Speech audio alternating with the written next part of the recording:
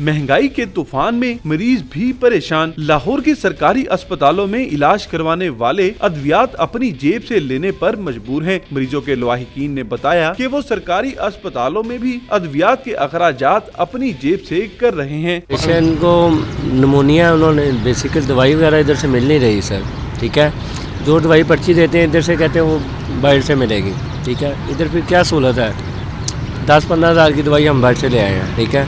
फिर इधर से प्राइवेट से फिर हम करा ले इलाज। 25-30 हज़ार का आ चुका है सामान, लेकिन कुछ जेड़े सामान इतने आते हैं एमरजेंसी में सानू नहीं मिलता, वो आते बाहर से लैके आओ।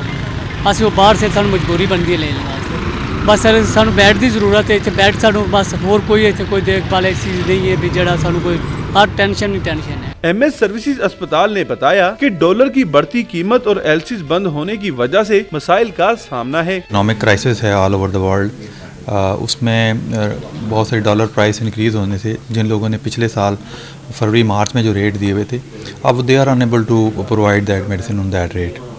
तो उनकी रिटर्न भी हमारे पास कुछ लोगों की वेंडर्स की आई हैं क्योंकि कुछ की LC का इशू है। मरीजों ने इल्तिजा की कि हुकूमत सेहत आमा को बेहतर बनाने के लिए इकदामात करे ताकि मरीजों की परेशानी खत्म हो। कैमरामैन अदनान इकबाल के साथ नुमान लियाकत, डॉन न्यूज़, लाहौर।